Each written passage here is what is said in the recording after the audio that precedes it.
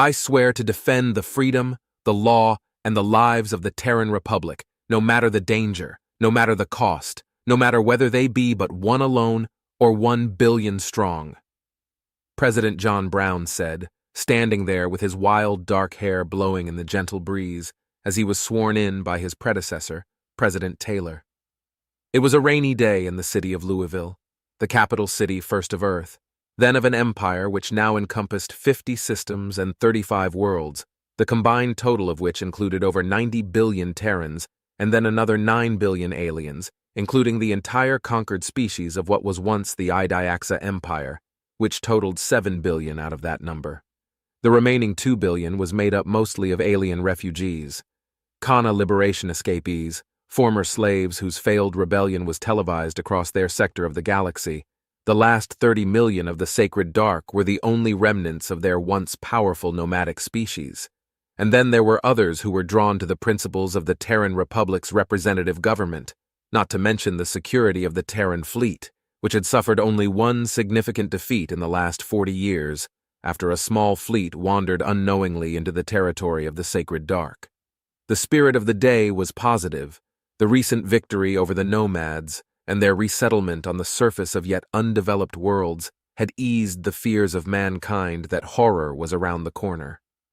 Though the memorials that were dedicated to the dead of the bombarded world were somber places, especially to the survivors, the election of Senator John Brown to the presidency was a statement of Terran sentiments that, above all, their liberty must be secured.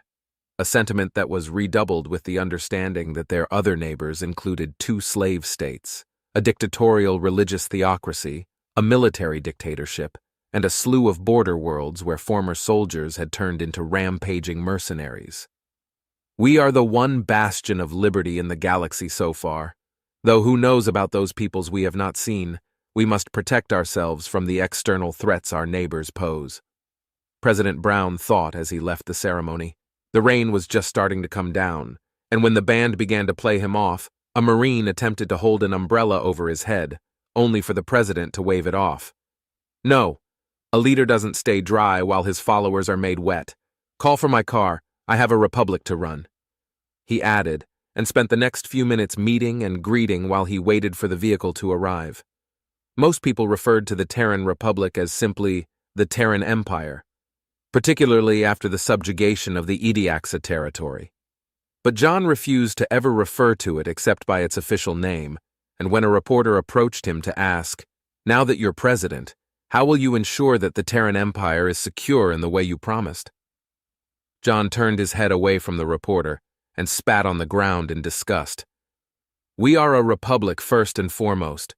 No matter how large we become, no matter how many wars we win, no matter how many peoples fall under our flag, republic we were, republic we are, republic I will ensure we remain. That is the first way I will secure our people." Spitting in the street whenever he heard the word empire had initially made his reputation, and at first many considered it to be mere grandstanding. But over his 20-year career in public office, the wild-eyed man with the equally wild dark hair had never once wavered in his commitment or his habits. Notably, he authored and sponsored the Xeno Equality Bill, ensuring aliens within the Republic were allowed equal rights under the law, and establishing a grievance board that let them petition for swift court hearings and mixed jury selection to include at least 1/4 aliens of the petitioning species would hear the case. On suggestion that the Idiaxa, as a conquered people whose government had warred against mankind, should be specifically exempted from these protections, John Brown stood at his podium in silence for 68 continuous hours until he collapsed in his own stink and the motion for that condition's inclusion was withdrawn. To say he was popular with aliens and controversial with humans was to say that there was a fair amount of water on Earth. In that spirit, he elaborated upon his answer.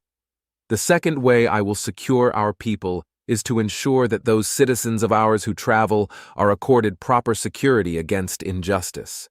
I will propose migration treaties that provide for the freedom of movement between our peoples, which will include conditions of prosecution, which will hold our respective courts accountable for the trial of our own citizens."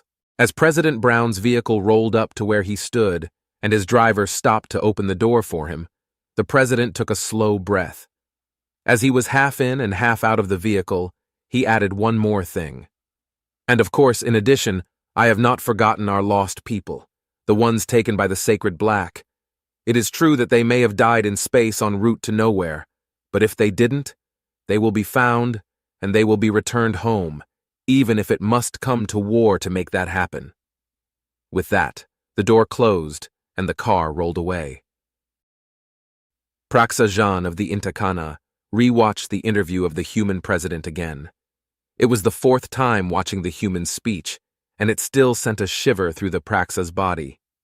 "Do you think he means it?" he asked of the priest of Ko.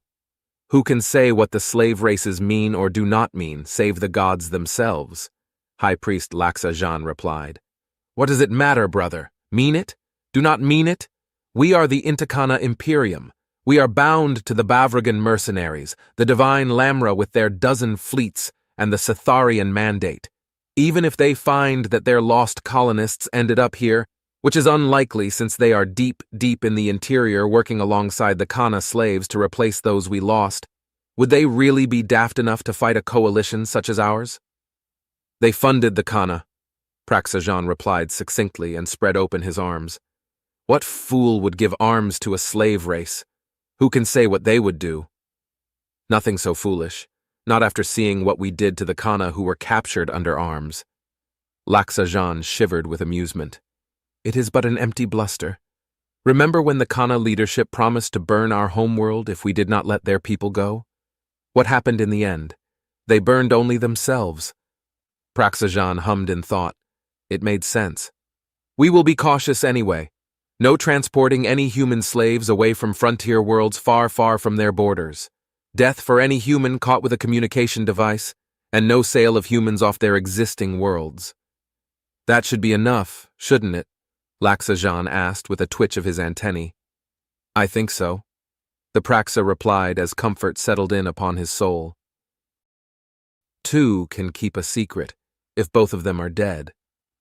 That expression ran through President Brown's mind many times as the days of his administration went on, and peace reigned for the first year, the second, and the third. Trade was profitable, and the neighbors of the Terran Republic sought ever closer bonds of friendship. With most, President Brown was enthusiastic as if they were already old friends. But with the Intakana, the Bavragan mercenaries, the divine Lamra with their expansive armada, and the Catharian mandate, his answer was always the same. He stood at the podium and told the whole of the Republic, "Who a man calls friend tells you who he is. Humanity must be a friend only to those who will let all others live freely. We cannot befriend the slaver, or we say that the slaver's choice is as good as ours. We must stand on principle or we stand for nothing at all." He pounded his fist upon the podium, his wrath and anger lit by the outrage in his soul, as he recalled the slaughter of the freedom fighters of the Kana Liberation Front. 3 years after their flotillas of survivors escaped into Terran space, they were now well entrenched on a dozen or so worlds, most of them deep behind the border out of fear that their masters might come to reclaim them again. The stories they spread of their lives of bondage kept public opinion with the president, despite special interests arguing that the economic benefit of trading with the Intakana outweighed the morality of refusing to do so. This quiet dislike of the slaver states might have remained just that, except for a certain event. Admiral Pike looked on the view screen in front of her. "What am I looking at, Major?" she asked, while the oblong metal tube continued to rocket onward toward seemingly nothing. "Ma'am, it appears to be a Bavragan mercenary escape tube. They modify torpedoes with propulsion and cryogenic life support systems, and then set out a beacon signal meant to pick up friendly or at least neutral forces and then activate. It's pretty clever, really. But he's a long way from home." The Major glanced up at the mocha face of his admiral. Her lips were pursed as she thought over her options. Her amber eyes, intense in their focus, revealed nothing of her doubtful thoughts. "We're not at war with them, but if this is a criminal, rescuing him might be a problem. According to Terran law, those sentenced to death must be given asylum on a seed world. That means we can't give him back. and there is a fleet of 500 ships across the border that will probably take issue with that. Better to blow this thing apart and pretend we saw nothing." The pragmatic answer was resting comfortably on the tip of her tongue, waiting for her lips to part and give it the chance to be made known to her bridge crew. But she said nothing. "On the other hand, we're obligated to rescue everyone in distress. The self-doctrine demands that we do as we would want done for us." She inhaled and exhaled audibly for several seconds before she abandoned pragmatism and said, "Tractor him in. Let's see who this is and we'll go from there." It wasn't lost on her that half the bridge sucked in their teeth at the compassionate decision. Nobody wanted to fight the Bavragan unless they had overwhelming force, and having overwhelming force meant having at least triple what the Terran Border Patrol now had. She stood up while the glowing blue beam drew the escape bod closer to her ship. "I'm going to meet with our guest. Major, you have the bridge." She didn't wait for any acknowledgement of her order before she left. Her feet clicked and clanked over the metal floor of the Red Dawn. But she heard nothing. A sixth sense had overtaken her mind, something akin to what she felt in the flow of battle, the way she could almost feel the tide turn and know the outcome was foreordained as if by fate itself.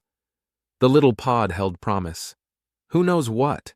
But I feel like every step is carrying me through the path of history itself. Fuck. I hope it's peaceful. She prayed to the god she'd given up 20 years earlier. Each deck she passed through to the cargo hold redoubled the chills that went down her spine. It should have been nothing but a routine rescue, one made only slightly odd by the trajectory on which the pod was found and the nature of its origins. But her intuition told her it was more. When she reached the cargo bay, a medic was on hand and already working on the cryoreduction process that would safely awaken the passenger. "Is he alive?" she asked, a twinge of shame going through her when she found herself hoping he wasn't. "He is, ma'am, and he'll be awake momentarily," the young medic said, and Admiral Pike held back her frown while she looked at the long-necked alien. He was wearing their military clothing. That much was unsurprising.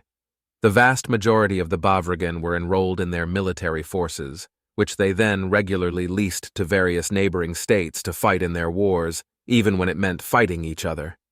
The eyes, two squares on a blank face, fluttered open.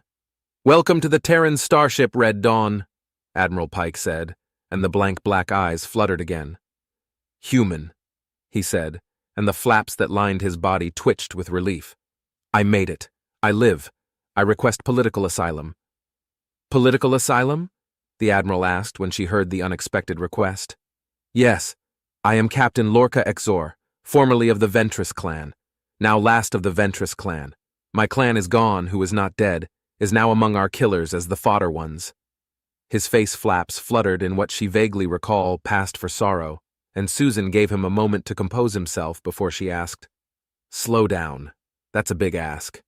I know you must have been through a great deal just to get here, but I can't grant political asylum just on say-so alone, not without extenuating circumstances." She replied to him and set her hands on her hips.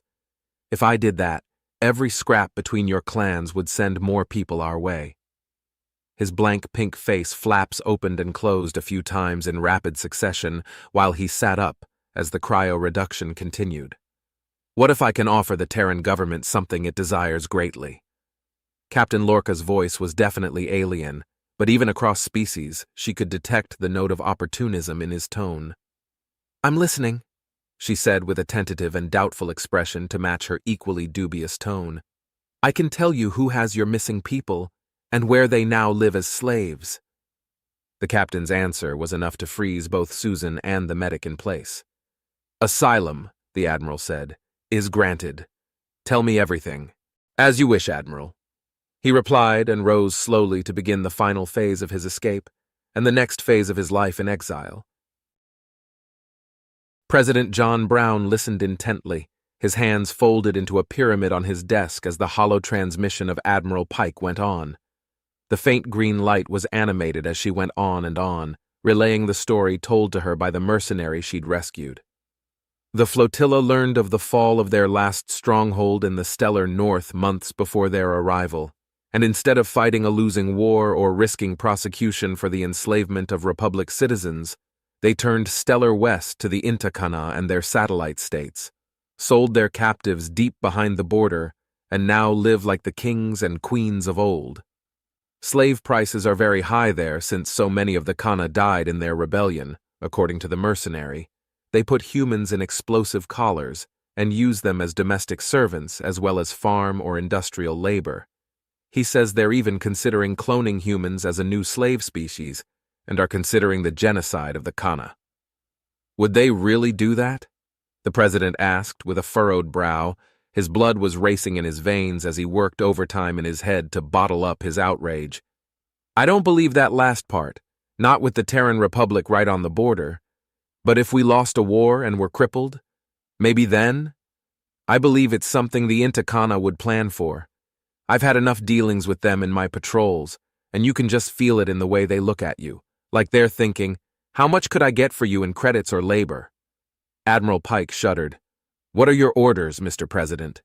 Her back went stiff as she contemplated the order she already knew was coming. Maneuver your fleet to the stellar west. Await further orders on the border.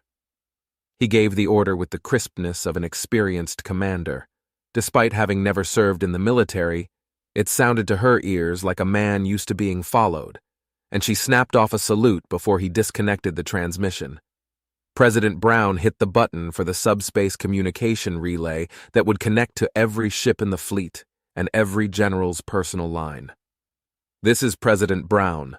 All military vessels are ordered to the following positions on the borders of the Inta Kana Confederacy, the Sankat Amalgam, the Dros Mercantile Alliance, and the Bavragan Mercenary Alliance. Report your ETAs as soon as they are known. Planetary officers are ordered to raise armies of xenomorphs and gene warriors for the course of the next year. Saul Drydock, you are to begin commissioning 40 new battleships. Border system governments, you will begin expanding your energy collecting stations into citadels equipped with the maximum number of weapon platforms and armaments of war, in addition to enough anchorages to support an expanded fleet. Are there any questions? Why? The question came from 1,000 voices, who could scarcely believe such a radical order was real. The president finally lost his temper, with outrage erupting from his lips when his body could no longer contain it. Because we know where our lost people are. We're going to go get them. And we're going to show this entire galaxy why nobody enslaves a Terran. He rose to his feet and smashed the visual icon with his fist so that every single person could see his wild-eyed and outraged expression. There is no such thing as a slaver who deserves to live. They will give back our people, and we will free the Kana along the way, and the many worlds will know. You do not fuck with Terran freedom. He seethed as the words slipped through his teeth with the slow, burning deliberation of a snake slithering out of its lair as he restored to himself some semblance of reserved dignity. But his eyes did not so much as blink. He stared into the very souls of those who watched him and burned away any doubt that he meant every single word. Praxajan looked at the transmission from the Terran Republic. It wasn't one done in person, a serious insult to the dignity of his office. It was only a recording. But insult or not, that did not stop him from replaying the message. Give them back! Give them back! Give them back! President John Brown's hair was wild, his face intense. There was no threat of war, and worse, there was no offer of payment. It was just a single looped demand. I suppose the threat of war is implied. Praxa pondered as he searched the alien face for any hint of the state of mind behind the mask of angry expression. Praxa was not idle. As the transmission replayed for the 9th time, he had already summoned Laksa Jan and the other council members set to advise him in the proper course of action. But practical concerns aside, he couldn't help but be annoyed at the less than pragmatic approach. They could at least offer to buy our property back, he grumbled as the hiss of the door announced the entry of his cabinet. That is unlikely, Rorona Jean said, having heard the quiet annoyance of his cousin. Praxa, you don't know the humans as I do. They are a wildly different people than we. Yes, it would be easier and cheaper to just buy back the slaves we purchased from the last flotilla of the Sacred Dark, but not all humans are as practical as we are. They are closer to the Khana, passionate, emotional, and they have curious principles that trump all reason in their minds. Laxajan's slender frame and long arms became stiff at what was near blasphemous disagreement from his cousin. "Rorona, you are questioning the master of our race." "No, I am doing my job and advising our cousin Laxa. I opposed the purchase of Terran slaves before, and I now advocate for their swift and unconditional return. The human race is alien, unpredictable, and as we know from what happened to the Sacred Dark and the Idiaxa, they are dangerous. They waged a 7-year war with the Idiaxa Empire over the loss of one ship and a handful of scientists. And that, I remind you, ended with their ruler living in a Terran prison in exile, and their homeworld being the first expansion of what is now their empire." Rorona's 4 eyes blinked out of sync with one another in a show of distress, and his mouth briefly closed to let the rest of the council take his words into account. The implication was clear. If we fight, it might be our homeworld next. Worse, in the mind of Laxajan, he had a point. Is it more practical to simply return the captives then? To declare it a misunderstanding and perhaps pay restitution to the slaves, Praxa suggested, breaking the quiet stalemate. Yes, if we intend to repeat that act with the Khana, or the captives of the Sacred Dark, or any of the other slaves we have purchased over the years, if we simply give them back, what will the other states do? We may lose all of our labor force if we give in, and then where will we be? Ixajan, the Minister of Labor, protested at once. His snout trembled, his fat body jiggled as he flopped into his place in the small circle. "Where will we be if we are defeated in a war? The Khana might rise up all over again, and the next time they might be strong enough to win." Rorona ventured, but before he could say more, Laxa shouted out, "Blasphemy!" "Now who is being emotional and impractical, cousin?" Rorona asked without missing a beat. "Even with the gifts of the divine ascended Ko, we are not gods ourselves. We can die, and a Khana with a good blaster can kill any of us here, just as well as a Ko-built death stick can kill a rebellious slave. If our fleets are shattered, our hyperlanes blockaded, and our shipyards occupied, we will collapse. The Khana were badly mauled in their rebellion, but they are still the vast majority on many worlds that feed our empire. Without our fleet to hold them down, they need only do nothing, and if we cannot send armies and cargo ships, we will starve on a dozen worlds within 3 months. "We will appeal to the Ascended Ko," Laxajan exclaimed, and even Praxajan said nothing for a moment. "They are the ones who gifted us with the means to reach the stars, to build an empire of our own, and their fleets are stronger than anything in the Terran Empire. If we, their worshippers, are threatened, they will aid us." Praxajan mulled that over in silence.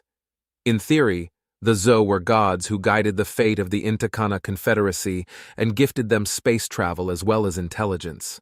In practice, he knew the reality, that the ascended Zo were a stagnant remnant of a once mighty ancient empire.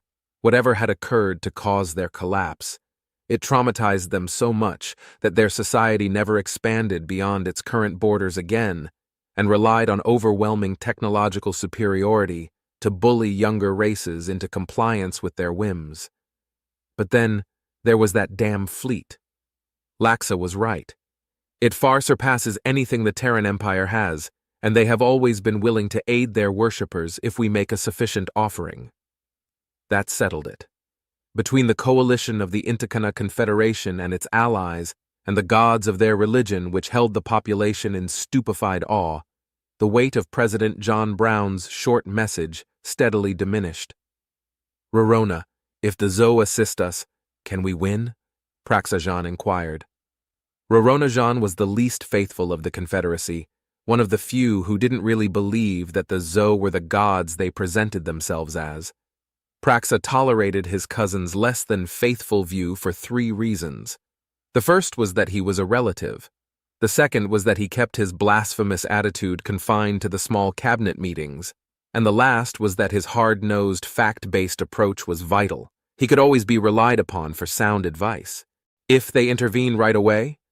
Rorona asked the rhetorical question and then answered it himself. "Then we will win. Our coalition will be able to strike along a broad front, and the Zou are well positioned to strike in concert with the Bavragan mercenaries. But if they do not intervene at once? Rorona chewed on his tongue as he ran the quiet calculations through his mind.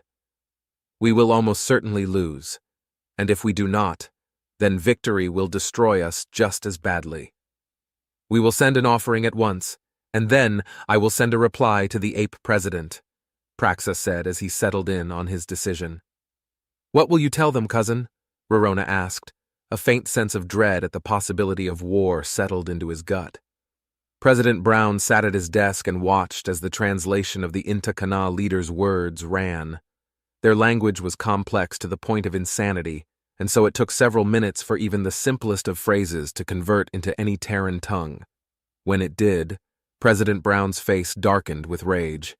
If that's how you want it, John thought, and went to check on the movements of the fleet before summoning his press secretary. The entire Terran Republic would hear the message of the Inta Kana Confederation's response to the demand that they return Terran slaves to their homeland. It would play on a looping news cycle for dissection, and then one day play in history classes where academics would dissect the simple response over and over again, until everyone grew sick of the theories about what was really meant by the words, "Come and get them." Admiral Susan Pike watched the little flotilla of treasure ships as they exited the hyperspace lane. Just as intelligence reported, the Inta Kana were sending a tribute to the Ascended Co in the hopes of receiving their aid in the brewing war. And just as intelligence reported, along with the trajectory planning AI of the Terran monitoring stations, they would pass through an uninhabited system on the Co border. Wait until they pass by the sun, then blow them to kingdom come, she ordered. The suns of the various solar systems of the galaxy wrought havoc on hyperlane drives from the most primitive to the most advanced, and while the lanes themselves compressed years of travel to a few weeks, it took as much as a month to go from one hyperlane to the next, without emergency actions that were not guaranteed to work. It meant that the Red Dawn had an easy opportunity for their ambush. The long ships of the Inta Kana Confederation were not without their escorts, but it was more an honor guard than anything else. The white sun glowed in its timeless way, burning bright in the night. A gas giant older than the Earth continued its orbit. The orange and red hues were swirling in patterns that were beautiful from a distance. But up close? Even the Red Dawn would be ripped to shreds if it were caught in the storm those patterns represent. According to the Science Office, those storms will die one day and are shrinking in intensity by 1% every million years or so. I wonder if it will be as beautiful then, or if we'll still be around to study what's left of it. She shook her head. It was a trivial concern made even more trivial by way of the impossibility of knowing the answer, and she redirected her focus to the more immediate issue. The Titan-class Red Dawn remained still, with minimal power going for weeks to hide it in the signal noise of the white dwarf star, and now, the proof of their enemies attempting to bribe the ancient and arrogant Co into supporting them, there was only one mission. Stop them. Make ready, Susan whispered as if the convoy of ships could have heard her if she raised her voice even a little bit more. Don't do it. The tiny voice in her head whispered to her.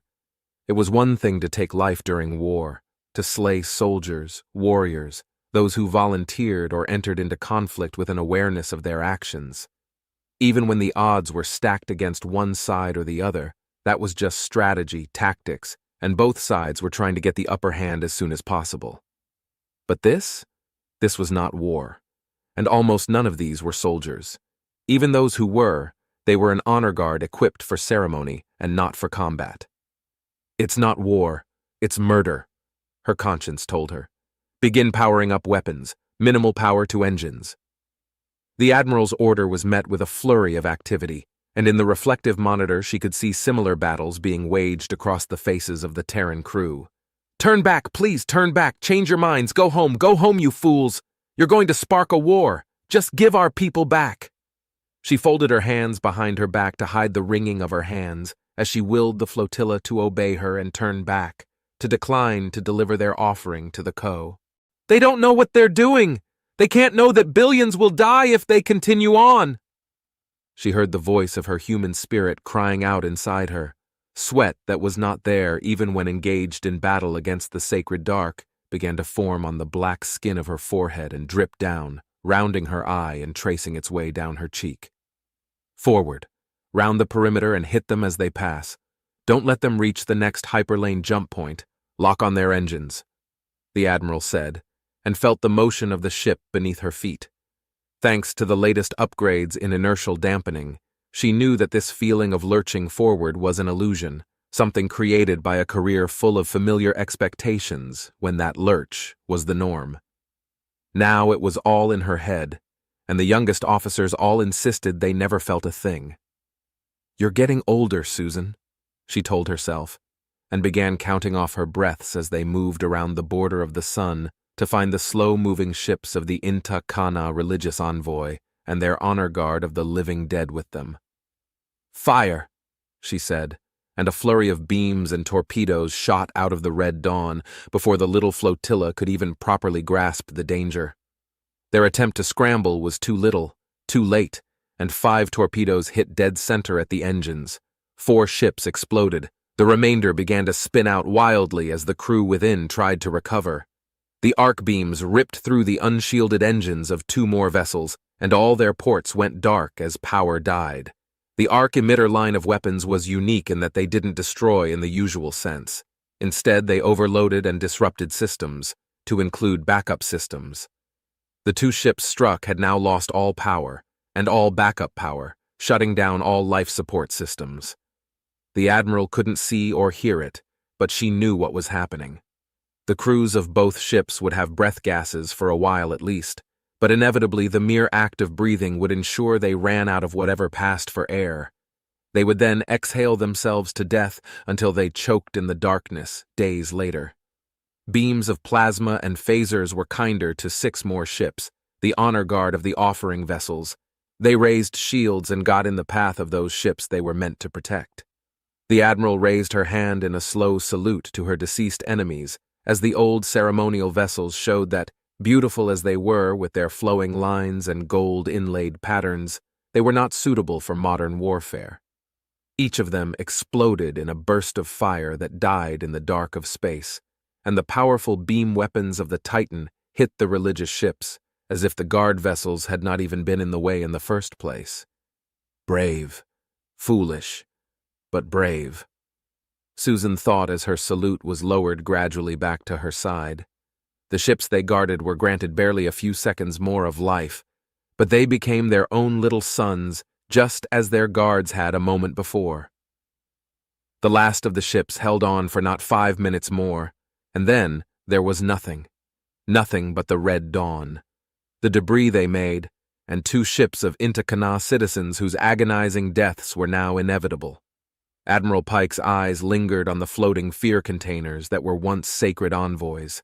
No prisoners, no talking. Destroy the entire thing. She recalled her orders. There was no ambiguity in them. They're helpless. They've lost. They can't fight anymore. Her conscience told her. Her orders were clear. The easy thing to do would be to board and occupy them. The alternative was to just abandon them to their agonizing ends. Admiral Pike did neither. "Fire on those ships. Turn them into scrap," she ordered, and for a moment nothing happened. She glanced back at the weapons officer and nodded. He obeyed. Missiles soared through the night and disappeared from view. Then there was nothing to give evidence that they flew at all until the last ships of the Inta Kana exploded like the ones before them. "You're a murderer," her conscience warned her, but the reason behind her orders came to her just as readily. The Ko will probably enter the war no matter what, but if they enter when it begins, the Republic will be overwhelmed this way. We buy years of time to finish the fight and save billions of lives. The price of saving those lives is a handful of Inta ships and a lifetime of sleepless nights for one admiral. I'd call that a bargain. Admiral Pike wiped the sweat from her brow, gritted her teeth, and whispered so quietly that only she could hear her own voice. "I can live with that." The tension was so thick and rich that Captain Armand Nelson of the Prometheus could have drizzled it over hot pancakes like syrup, and it wasn't so just for him alone. The whole crew of the Juggernaut-class vessel was itching to just get on with the war and end the staring contest. They were right on the border with the Intakana at the southernmost connecting tip between their empire and the space of the Terran Republic. Everybody knew beyond any doubt that the fight would begin soon. Captain Nelson had no doubt about the outcome in his mind, however. We're much stronger than the Intakana, and we have assets they do not, right behind their lines. It was enough to put a smile on his face despite the tension. Few Terran soldiers really knew how much work had gone into preparing for the battle ahead. He recalled the mission briefing before his departure to this hyperlane. The war began when the challenge was issued and was decided before our first shot was ever fired. It was only in the aftermath of the briefing, after reviewing all the many notes and trigger events that were supposed to prompt certain actions of his own, that he truly understood what that meant. And on this day, the first trumpet of doom for the Intakana Confederation rang. His comm station beeped to draw his attention. "Play it out loud, for the whole ship to hear." His soft voice took on a commanding air he rarely used, and it briefly startled his aide to hear him speak that way. Her eyes shot to him from where she was previously looking, as if unsure it had actually come from him. Having confirmed the reality of her ears, she tapped the ship-wide comm channel and played the message. On this day at 3 p.m. Terran Capital Time, we of the Kana Liberation announce our rebirth and our freedom from the Intakana, their confederation, and all states to which our bodies have been sold for generations. We celebrate this day with attacks on 14 installations and 57 cities across 5 planets, and we formally request admittance into the Terran Republic as citizens. Our people are your people, and your people are our people, if you will have us. Another transmission beeped, and the stunned blonde officer looked his way a second time. Understanding dawned on her as she realized he was expecting this, and he nodded again. The transmission played for the whole ship, just as it did for every other in every Republic fleet. The Terran Republic has voted to accept the Kana Liberation citizens as members of the Republic, with all the rights and securities of any human, the freedom to travel, to work, to petition the court for redress of grievances, and to life, liberty, and the pursuit of happiness. Fingers trembled among the experienced officers who understood the implications of that declaration. The vote was too quick, and its meaning was doubtless. But for the rest of the galaxy, it carried on to clarify. As our people are being held against their will through the ancient crime of forced labor, that scourge of liberty called slavery, the Terran Republic Senate has voted unanimously for the declaration of war upon the Intakana Confederacy and all their supporters, and President John Brown has signed the declaration at this moment, 3:01 p.m. Terran Capital Time. All fleets are to engage with the enemies of liberty, secure the freedom of our people, and the freedom of all Republic citizens, no matter where they may be. The transmission died, and Captain Nelson took one brief second more of his life, letting the gravity of the moment settle in on his soul before he said, "Enter the hyperlane, and ready all weapons. We have a job to do." The ship moved gradually for a moment, and it seemed the stars, which despite expanding with the universe seemed ever so still, were going to stay as twinkling dots to his eyes, until they didn't. They became a blur as the ship went to maximum speed in an instant, propelled along the hyperlane, the guns and torpedoes and missiles and beams and all manner of destructive things born from the minds of callous researchers and patriots and dreamers all in common work, were made ready to rob nameless strangers of their lives for all eternity. It would be better for all life if there were nobody brave ever born.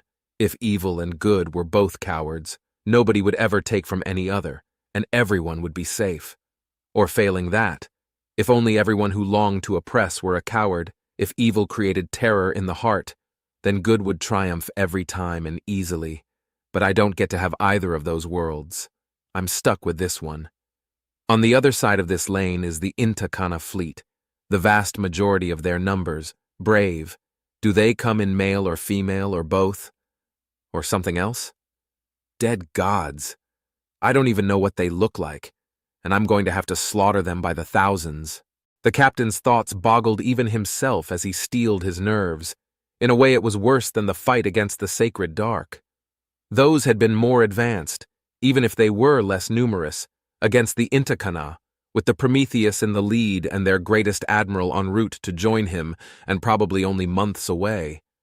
This gave him a sense of guilt he lacked before. But then, there was no more time. The white light that blurred the screen in the glow of countless stars was gone. The black of the night sea returned, and in front of him were arrayed some 400 ships to his 70. "They're outnumbered," he thought, as he shouted out loud, "Fire!" The ships of the Intakana came on bravely, and they made up for their lack of range by waiting directly at the hyperlane exit point, thus robbing Captain Nelson of the long-range advantages of his ships. Lightning and plasmic weaponry fired back and forth. Torpedoes shot off out of nowhere as a lucky AI hack destroyed a guidance system, and they shot off course to disappear into the dark, leaving the battle behind forever. I wonder if they'll still be sailing on for 1 billion years or so. Maybe they'll hit some other poor ship from a species that hasn't even evolved intelligence yet, and they'll wonder about us now?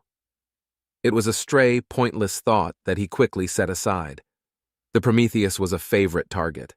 Its size, its fame, its power to repair and build on the way, thanks to the massive atomic assembler nestled near the engine core which harvested elements that stars and supernovas cast off, or could even break down the materials of asteroids if needed, all made it a tempting and strategically significant point of attack. If my ship is destroyed, it will go a long way toward boosting the Intakana's belief in their victory, but then, our engineers thankfully understood that. He couldn't help but smirk at the thought as torpedoes and missiles exploded against the shields, while their phaser fire only glowed in futility. The shields wouldn't hold forever, but it didn't need to.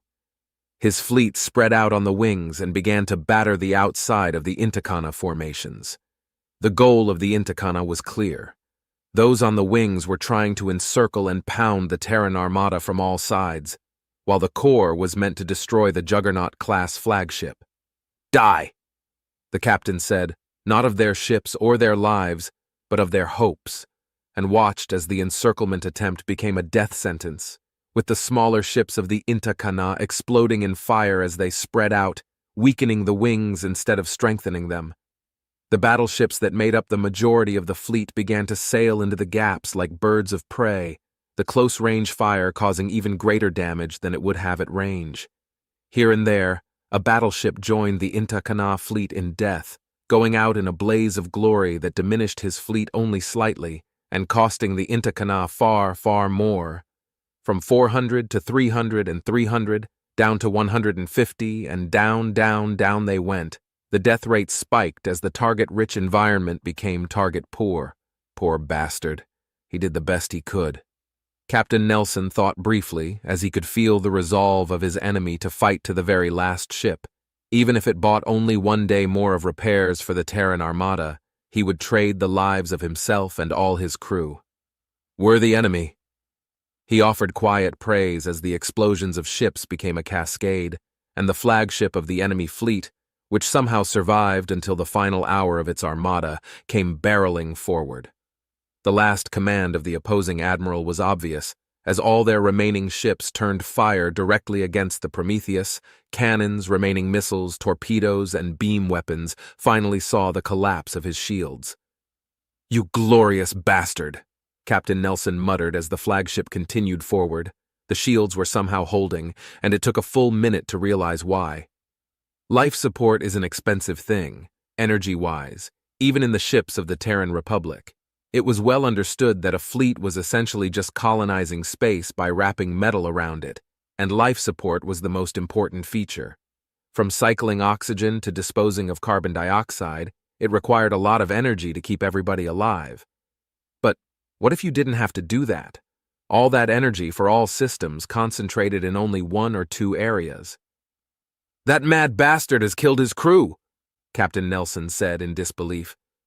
If all he kept alive was the bridge, the shields could be, at least for a little while, on par with the most advanced ships in the Terran Empire. "Bring it down!" He shouted the order, but the handful of remaining enemy ships seemed to have imitated their admiral and flew on intercept courses, becoming shields to let that one ship through. They died at the side of their flagship, and bought the precious minutes necessary for the unthinkable. For one brief second, the view screen of the Prometheus was dominated by the front of the long ship of the Intakana, and then there was only white flames as the ship exploded against the Prometheus, rocking the flagship of the Terran Empire so badly that on every deck, people fell and tumbled to the floor. "Damage report!"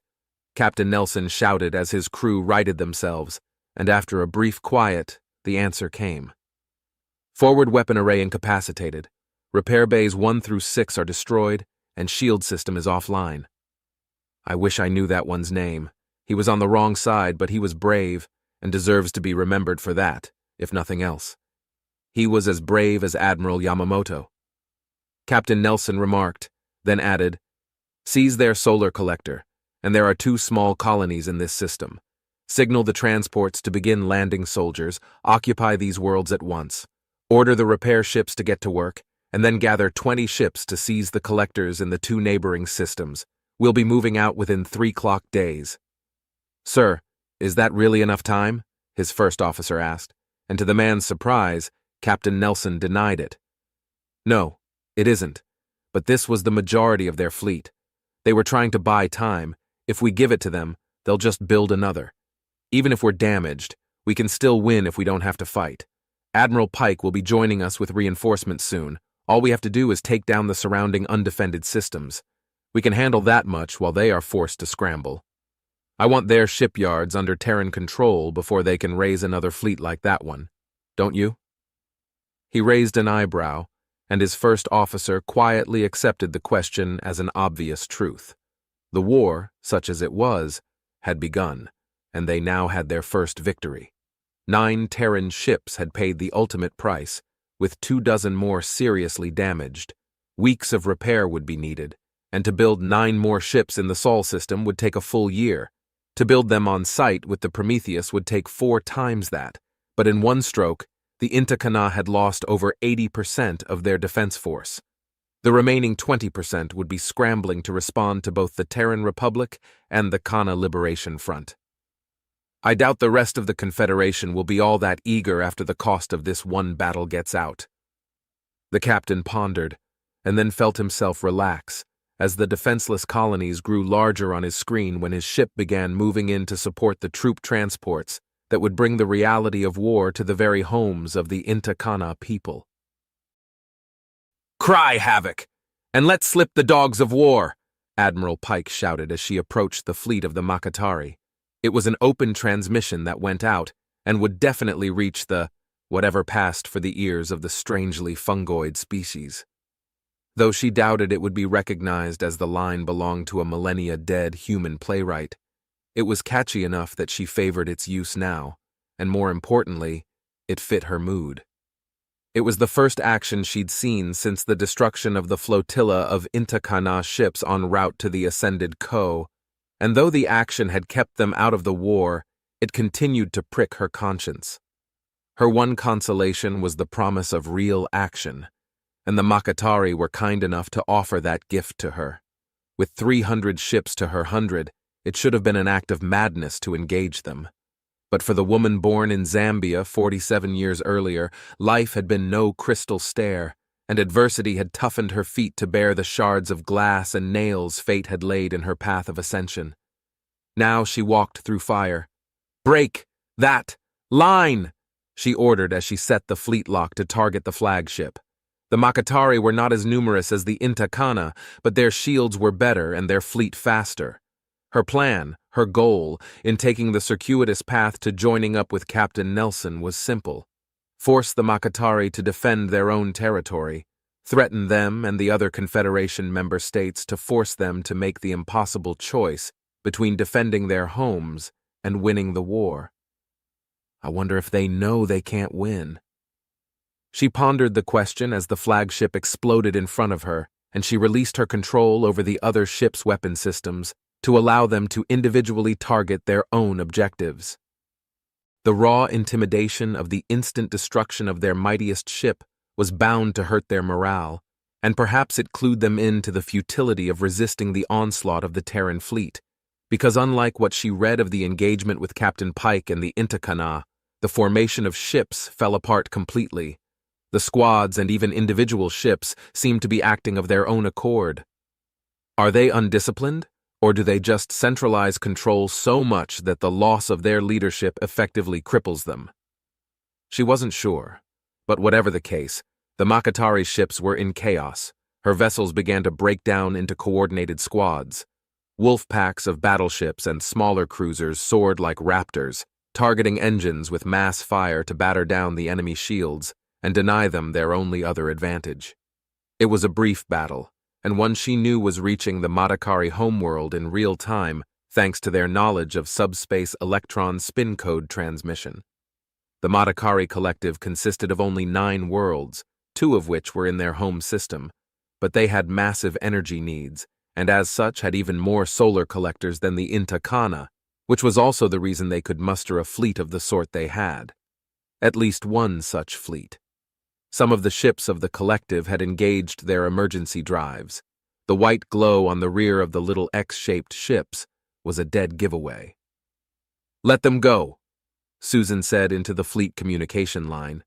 "Destroy any ship that doesn't surrender or flee, but ignore the rest. They're too few to pose a threat, and we'll catch up with them anyway soon enough." It was a thin excuse. "It's mercy, though, and I kind of need to give mercy to someone right now. There's no reason to kill people who have already given up fighting," she thought, though at heart she knew what she really wanted was to atone, in some small way, for her actions months before. If the battle had distracted her, the mercy appeased her, at least a little. When the battle was over, she had suffered only 2 ships destroyed and 30 damaged enough to incapacitate them for the next few months, compared to 3/4 of the Matakari fleet suffering similar fates in deaths and damage. "Split the fleet, Alpha through Gulf, seize the collectors of the North Path, Hotel through November, the South. We'll go through the center, and we'll rendezvous with Captain Nelson in the Caspian system." The next few days, as her fleet spread out to the trio of hyperlanes that made this system important enough for the Makatari to roll the dice on defending, would prove the decision a good one.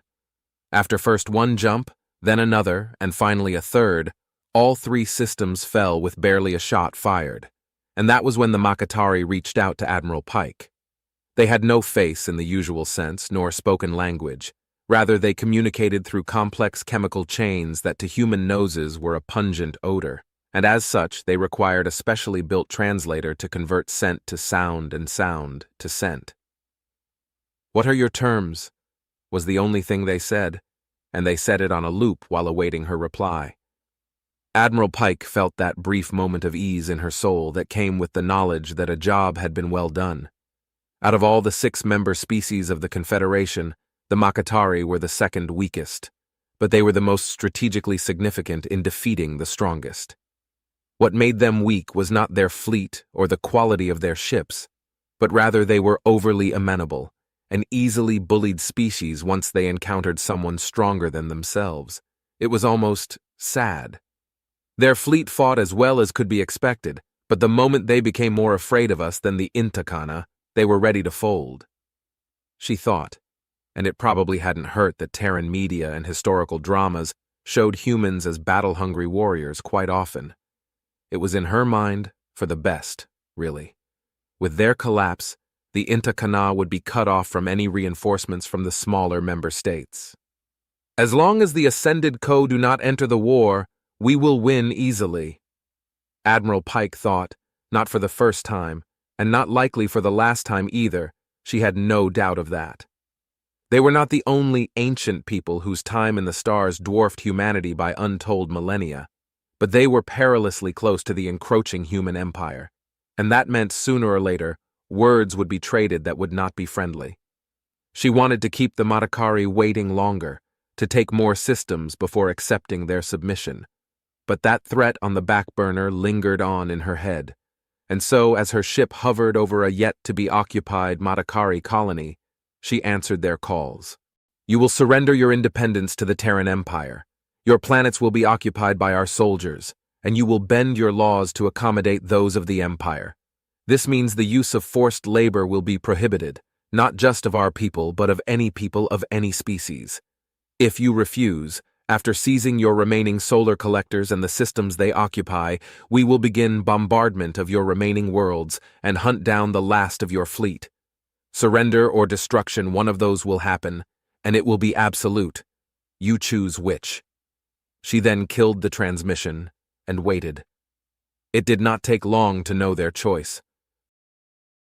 Praxajan twitched as he stared at the star map. The Madakari barely slowed them down.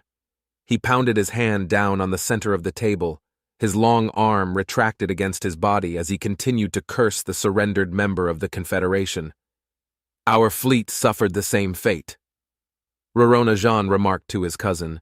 His voice was calm, almost unnaturally so, given the disaster they'd suffered months before. He waited while that bitter pill was swallowed by his cousins, and then added, "We are rebuilding, but so are they. We send another tribute to the Zoe. Something must have happened to the one we paid before." "The gods!"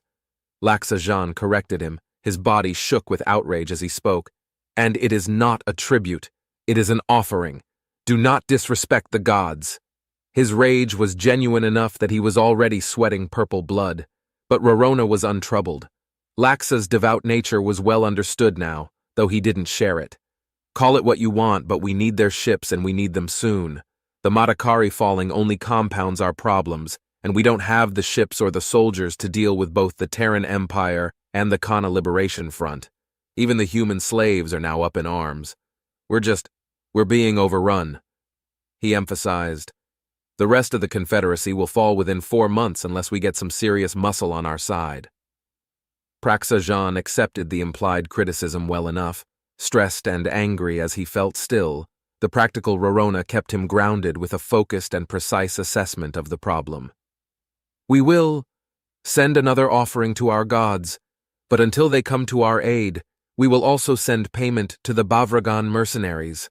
Their fleets are numerous and should pull some pressure from our lines, at least enough to rebuild our fleet and reclaim lost territory. We will make them chase our fleet. We may not be able to defeat them, but if we can exhaust them, well, what kind of a mad people would fight for years over a handful of slaves? They will give up, and we will restore what was lost, and then some, after the Ascended Co. have humbled them." It felt to all three of them at that moment as if the meeting had ended on a high note. President John Brown glared with rage at the transmission. 1 million humans and another million robots are missing after a Bavragan mercenary incursion.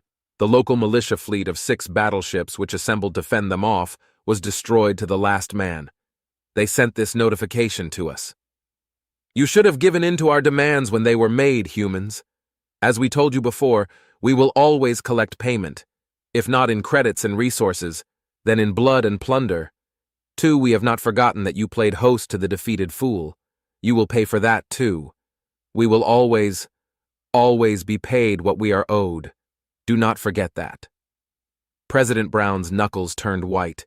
His wild, fanatical eyes stared on, a silent curse flowing from the depths of his soul at the outrage, and that outrage was boiling in his guts. It boiled and heated until it erupted in a shout of fury. "Remember? Oh yes, I will remember. We will remember. I will never forget, and you will be paid what you are owed." The one problem with fighting the Bavragan wasn't that they were like the sacred dark of years prior.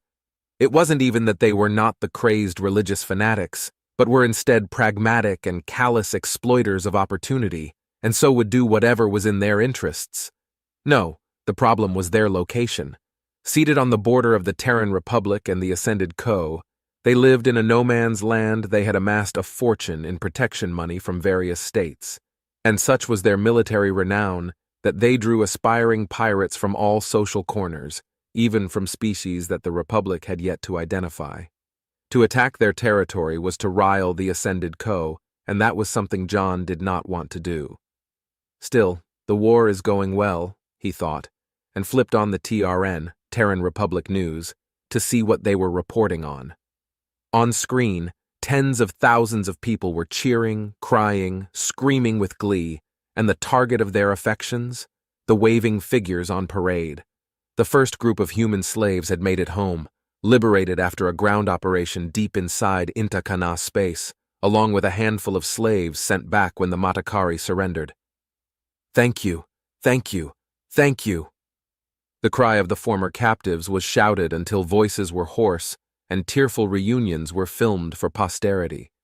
Husbands and wives embraced, children clung to newly returned parents, and in a cynical fashion, the newscaster remarked on an opinion poll that showed his approval rating at 95%.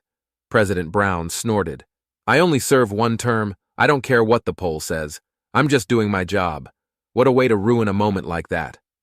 Still, he enjoyed the reunions vicariously and called up the latest reports on the conflict. The Julian surrender would be breaking news soon. They occupied only one system, but to the average citizen, it was yet another member of the Confederacy collapsing completely. Only the smarter people would note that they were so insignificant. Their resistance was a mere token one, and they'd been dragged into the Confederation as a choice between that and enslavement. By comparison, they'll enjoy being citizens of the Republic once they understand what that means. The president thought to himself and began mentally preparing for his speech. The entry of the Bavragan into the war would be a shock to most people, but what was important was not what happened, but rather how people saw it. To that end, President Brown kept the volume low and kept an ear half open to the news while he waited for the inevitable report. "I'll need to make a statement, something to set the tone for what lies ahead." His mind raced ahead on a single track of thought, barreling forward faster than a ship down a hyperlane. It came to the only answer, just as the first report filtered in on the screen. He turned an eye toward it to watch the reporter, a young woman no doubt in her 20s, her eyes horrified at what she was saying, tell the Republic what he already knew. The thousands dead, the missing, the shattered militia fleet. John got up from behind his desk and went to stand on the holopad in his office. There he waited until the request reached him for commentary. Before he answered, he scrolled through the list of comments and the trend of social communications. "Are we supposed to fight everybody? How could this happen? Can we really just keep going like this?" Fear was a common sentiment. Fear was the enemy, worse than any armada of any people. He tapped the press connection indicator, and as his image appeared in front of every reporter requesting a comment, he jumped ahead of them all and began to speak. "The friendship will not happen twice. That was the promise made so long ago by President Taylor. We have kept that promise year after year through each administration.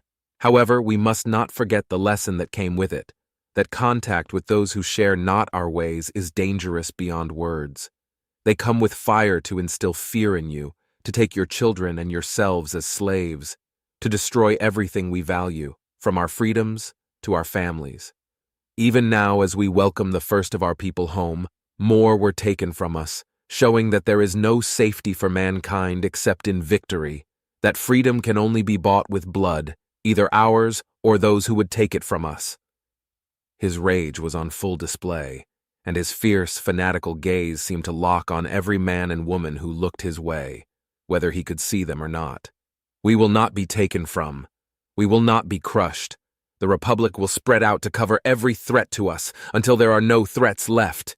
If they bring us war, we will bring the war to their doorstep. Look on the marked faces and hungry bodies of those who have come home from bondage. Will we let that happen to us all? I will not even if I have to fight from the very steps of the center of government. Not if I have to use my ancient desk as cover while I fire a rifle myself. They say they will give us death if we do not give up our liberty, and I say, give me liberty or give me death." Fear became rage as patriotic music began to play, orchestrated by his press secretary, and though he couldn't be sure, at their prompting it was likely that when the enlistment options appeared on screens around the Republic, that was her doing. Within hours of his speech, the Republic Senate had a one-page bill in front of them for voting, and this one-page bill had only one sentence. "Let it be resolved that the Terran Defense Force shall have no restrictions on the budget or staff of its fleet or ground troops for the next 4 years, or until the war is brought to its conclusion, whichever comes first." Were it not for the now quiet rage that seethed inside of President Brown, he would have called it a very good day. How How are they doing it? Praxajan's arms wrapped around his head to hide his face, and the horror he felt. It was only polite to do, and dire situation or not. But remembering his manners did nothing to change the dire nature of their situation. Why is a better question, cousin, Rorona remarked. His eyes were half closed with weariness, but in spite of the physical symptoms, his voice at least was as level and focused as ever. I think I can answer how easily enough.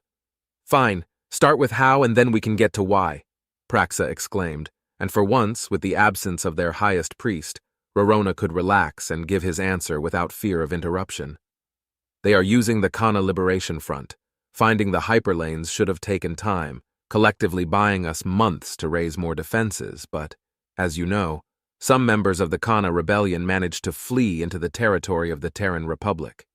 I'm sure they're aiding our enemies, providing them with maps, layouts of defenses, anything they know of our territory, and since their race served as slaves all over our empire, I have no doubt the Terrans arrived in these systems already knowing what they needed to.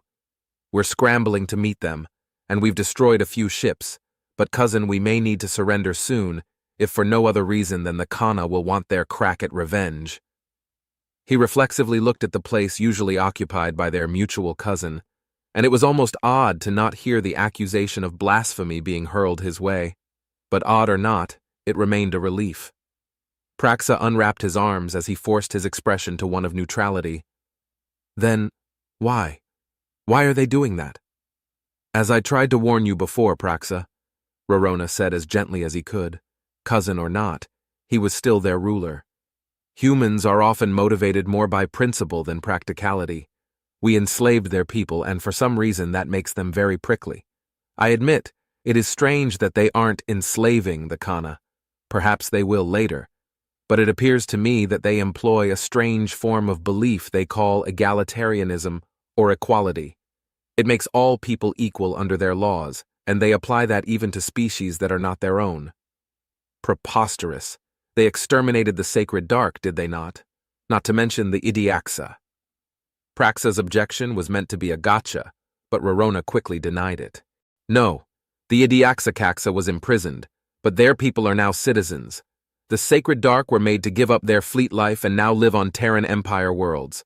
I thought for sure that I would find, as you did, extermination or slavery, but I found neither. And what spies report back from worlds where large numbers of the Kana live tell us that they set the Kana free and enlist them into their empire as free citizens. Rorona wanted to wrap up his own head in the same way, but he kept his expression blank and his hands folded together on the table.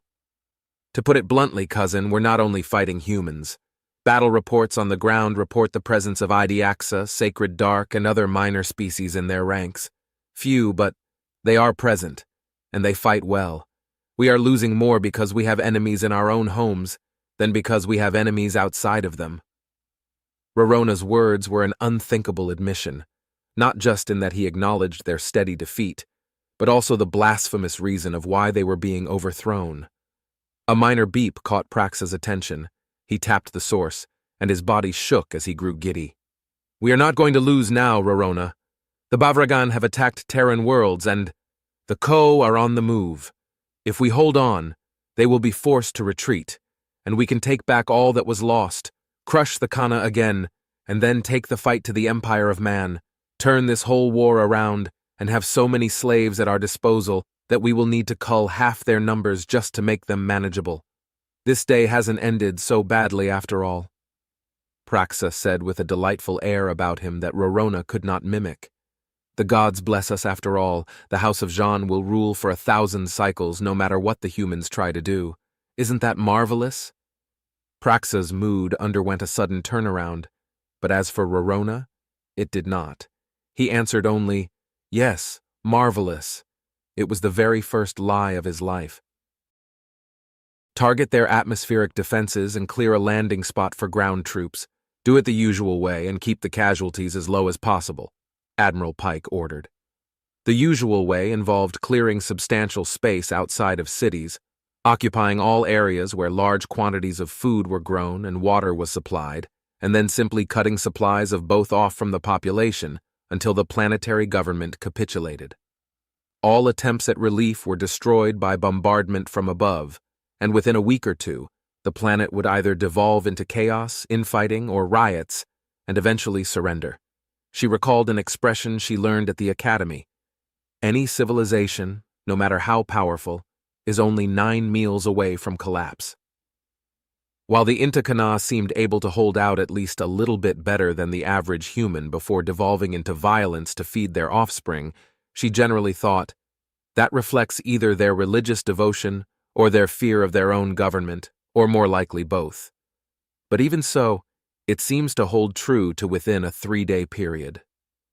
The record was 12 days before surrender, with the fastest being on the same day under the watch of a particularly wise governor.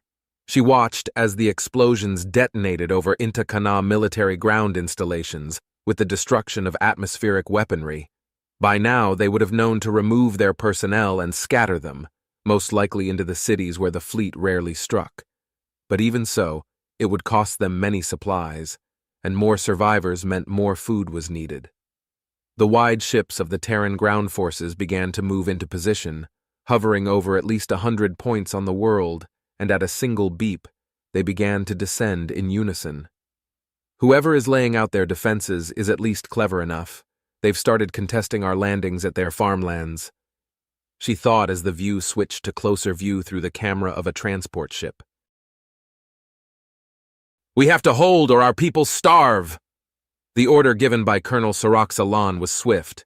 The order was loud, but the snout of the presiding officer was stiff with terror. His entire body felt like leather. The fall of the water supply to his base had left them all on short rations. Like most living things, water was vital to survival for the Inta Kana, and its lack was crippling. Mercifully, the water supply to cities had not been cut off, but the military sources were just gone. Mobile bases. Whoever heard of something so insane? He wondered about that, but the answer was clear. Humans. Humans heard of them. The human transports were much larger than the Inta Kana confederations were, and at first most believed this to mean that the human armies were much larger than the norm, however. It turned out that the humans brought more equipment than anyone else did, and that equipment included modular military bases, small outpost models of dense metal that fit together like puzzle pieces and could hold 100 soldiers as well as AI turrets. Overwhelming them should have been easy, but their guns created a wide spread of enfilading fire that let these small bases control a large area, combined with bombardment from the Terran armada above. Overwhelming the little bases was impossible. And worse, he was now surrounded. We have to hold on. If we can just hold on until the fleet arrives. If we can just hold on, the colonel repeated in his head as he watched the Terran ground forces begin their advance. Xenomorphs. He cursed them to the gods as they crested the hill, genetically modified monsters that raced on all fours over the ground, tearing out chunks and casting them aside as if they were at war with the world beneath their claws and not the living soldiers toward which they advanced. Xenomorphs were armored living weapons with AI-prompted implants that helped focus their instincts on the genetic signatures of those who they were set against. They had no sense of mercy to speak of and came in a few varieties of horror. Some used acid to melt bodies at medium range, others spat fire by igniting gas through their mouths, making them into living flamethrowers, while others used a poison cloud that took several hours to dissipate. The worst, however, were those who used a sticky webbing. The other forms of death were painful, yes, but they were swift. But if the Terran controllers didn't come on fast enough to rescue those thus trapped, the web users would use fangs to pierce the captive and drain their fluids while still alive in a death that would take more than an hour. The xenomorphs seemed to feel no pain, and so were hard to put down before they approached at close range to use their long, curved claw limbs and long double rows of serrated teeth. The very armor meant to help the Inta Kana infantry survive only dragged out the agony of their deaths. Heavy armor could crush them. Close explosions would destroy their organs. They could die, but they were legion. Then there were the genetically modified humans. A long-range round exploded a captain's head right beside Saraxa. The pink innards spattered as the body dropped. "Sniper!" he cursed. It was an ugly reality of fighting humans. "I believed we were apex predators, but this is another level," he cried out in his head as he dropped to the ground and scurried back into the building to take remote control of their position's defenses. His was the linchpin of the defense of their food supplies. As long as he held out, the cities would refuse to submit. The human depth perception was unusually good, and they created complicated weapons that took advantage of their natural desire to deal death at a distance, which was bad enough. But when he looked at the screen, he could see the drone cam identified a human frontline infantryman. Reactive armor plating protected his chest, and a helmet fully covered his head, giving the already alien being an even more terrifying appearance. His handheld semi-automatic weapon was tipped with a long, ugly blade for close combat. And that was the horrifying thing. Human soldiers didn't mind closing the gap. The soldier disappeared as he jumped into an Intakana trench. "Target that position! Take him down!" Soraxa shouted into the microphone. Even one human inside their positions was a disaster. Screams and wails were followed by a splash of blood that went up over the top of the little defensive position, and a half a dozen Intakana began scrambling out to flee. The drone caught sight of it, and Soraxa cursed again. Incoming rockets fell on the position, possibly taking out the human, possibly not. The red dust and clods of plants obscured his view. But what he did see was the next horror. Kana infantry were cresting the hill, alongside Idiaxa and sacred dark soldiers, each clad in armor tailored to them, and bearing Terran-made modified weaponry.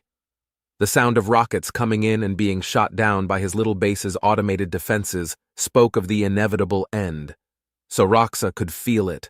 Holding on against hope, he kept shouting orders into his automatic audio router to try something, anything, to stem the tide as the walls were overcome and the xenomorphs began attacking isolated buildings, locking down position after position until the human infantry and their alien lackeys fell in to begin to finish the brutal work.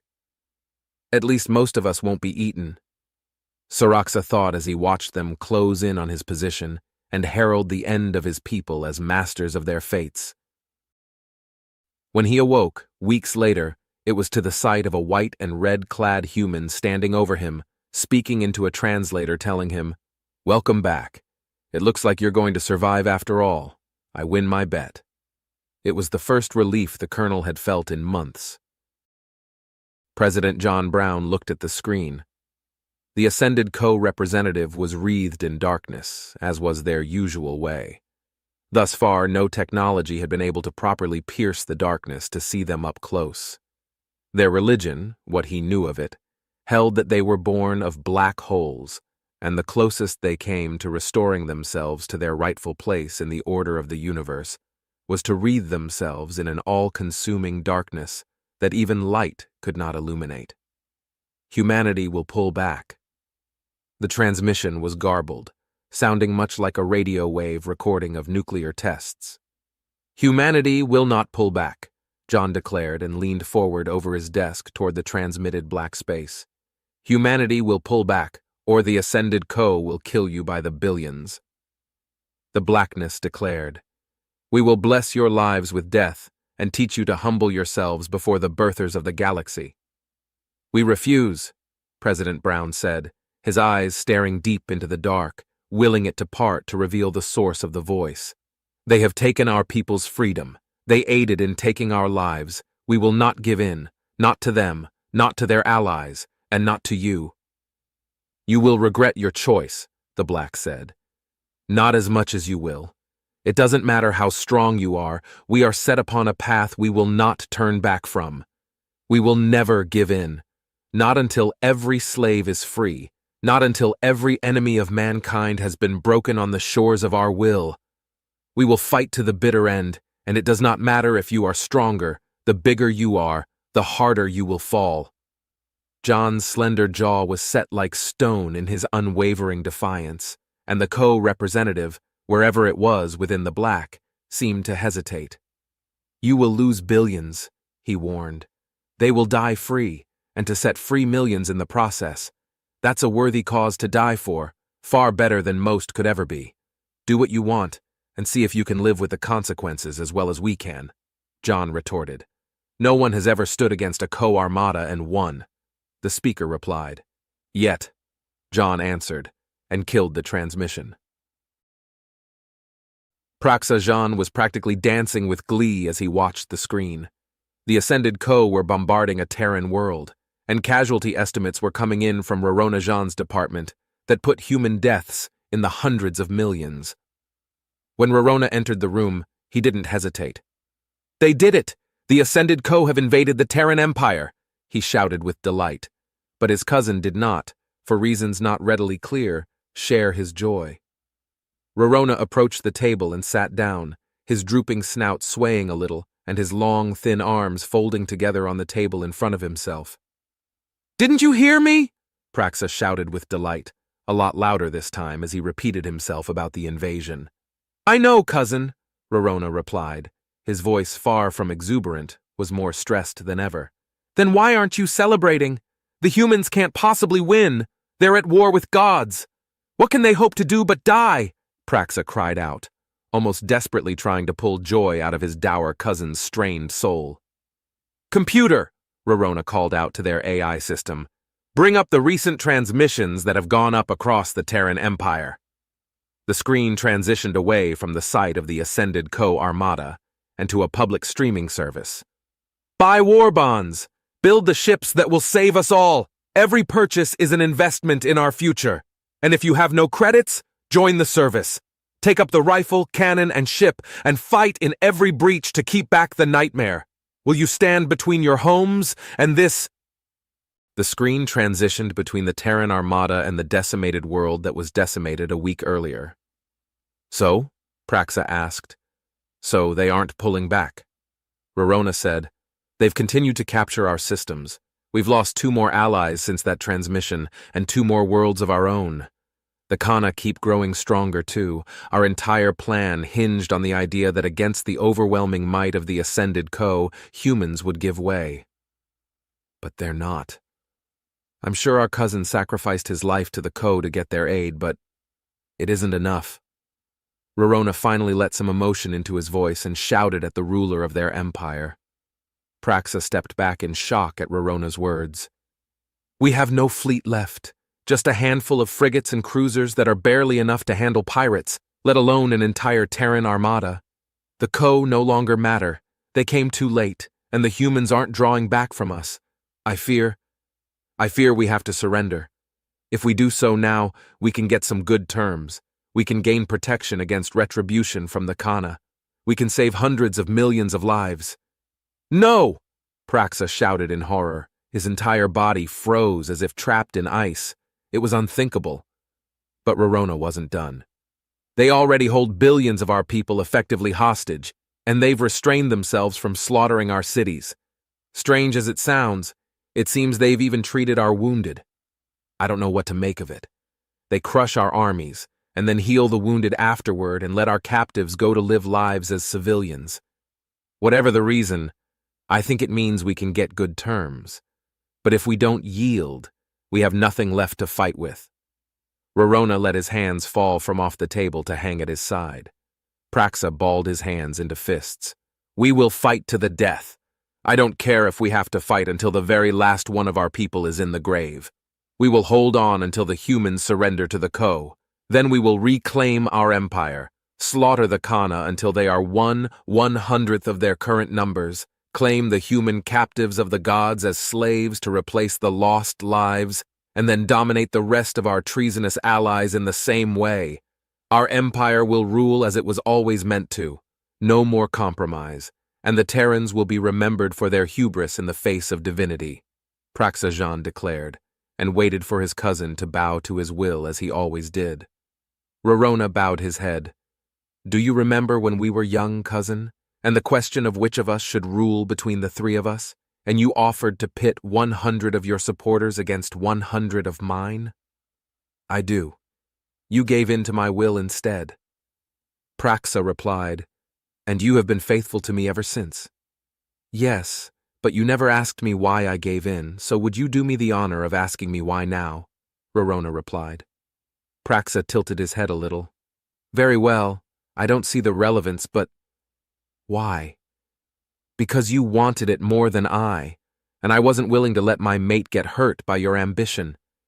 You were clever, and I trusted that you would listen to reason. I thought you could rule at least as well as I could have. That is why I convinced our late cousin to join the priesthood and serve the gods, and bowed to your will then, as I always have. Rorona answered, and Praxa preened a little at that. You have been faithful to me, but why do you bring that up now when we are so close to turning defeat into triumph? Praxa asked. Computer, Rorona said.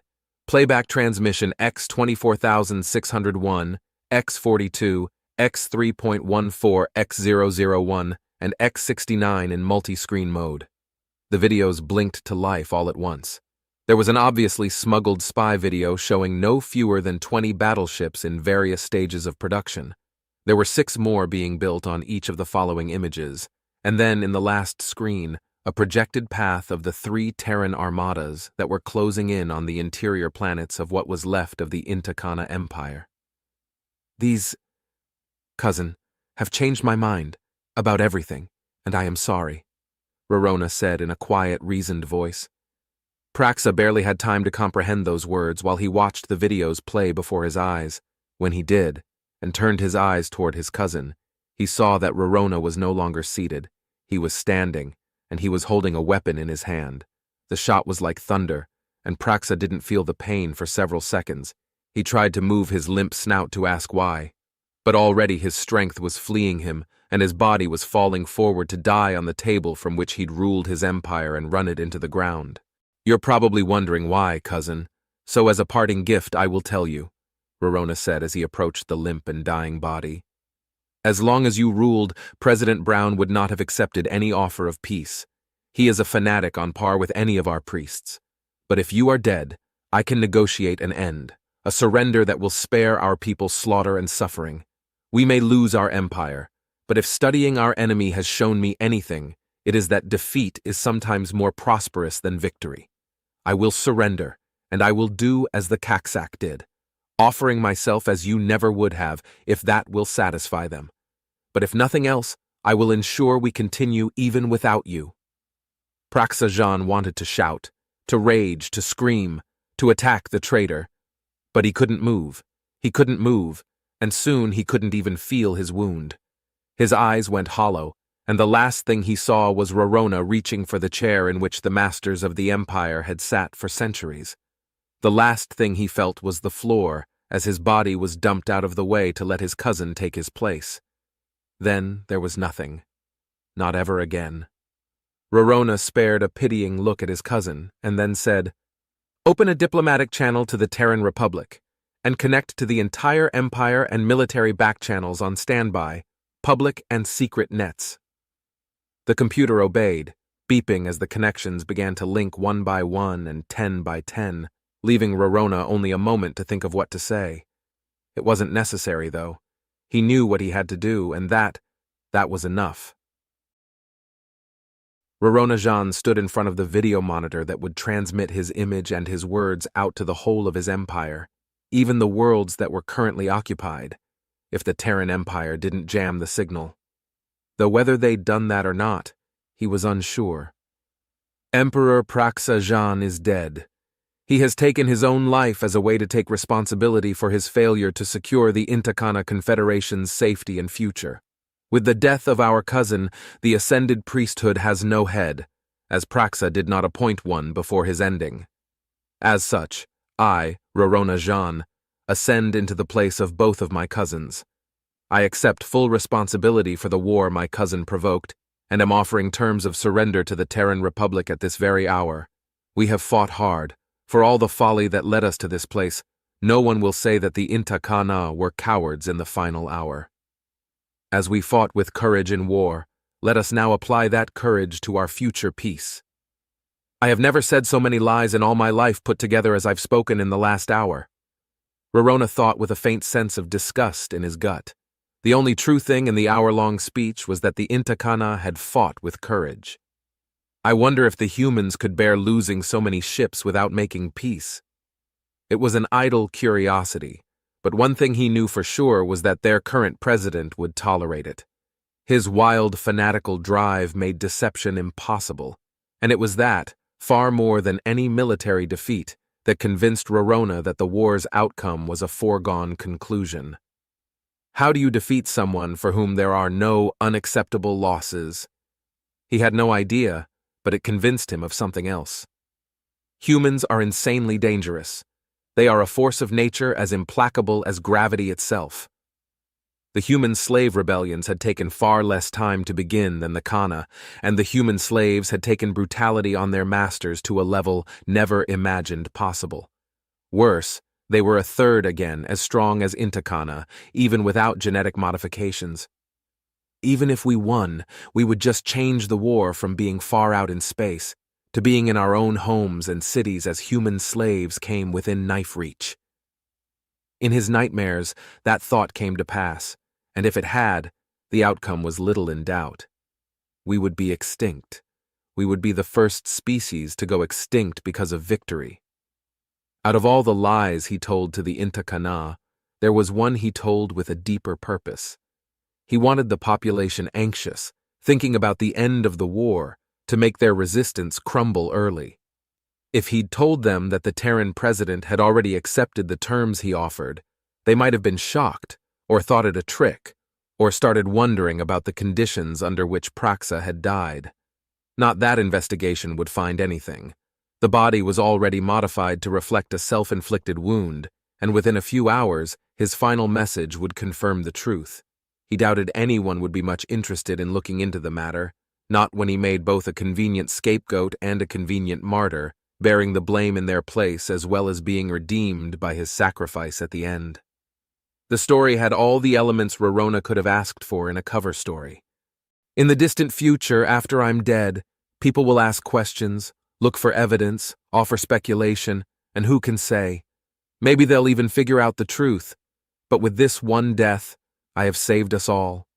He told himself as he relaxed at ease in the ascended estate on the highest mountain of his homeworld. It was then that he really began to reconsider the humans' methods. Because I could expect mercy, I ended the fighting early. I wonder how many lives have been saved because one side did not need to fight to the bitter end. His snout bounced as he snorted, "Masters of war indeed!" He thought, and waited for the Terran armada to arrive and begin the occupation of his homeworld. President John Brown wanted to dance with glee, but buried that desire beneath a somber face as he addressed the Terran Republic. The Inta Khana Confederation has officially surrendered. They are no more.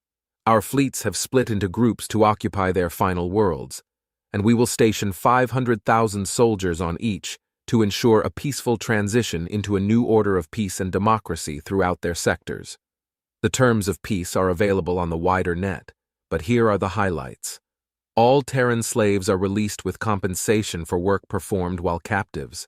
The Khana are now free, and all Inta Khana occupiers are to be relocated to their home systems, with all property and resources left behind to compensate the Khana for their captivity. Overseers, slave traders, and owners of slaves on those worlds are to be sentenced to hard labor for 20 years before they are allowed to join the others in departure. However, a single Inta Khana death at any labor facility will result in the freedom of all other prisoners. The Inta Khana fleet is to be turned over to the Terran Republic, and the worlds we have captured will remain in our possession with no Inta Khana or other Confederation member races deported or deprived of property, granting them full rights as citizens of our republic within 1 year, following a period of re-education to teach them what that means for them.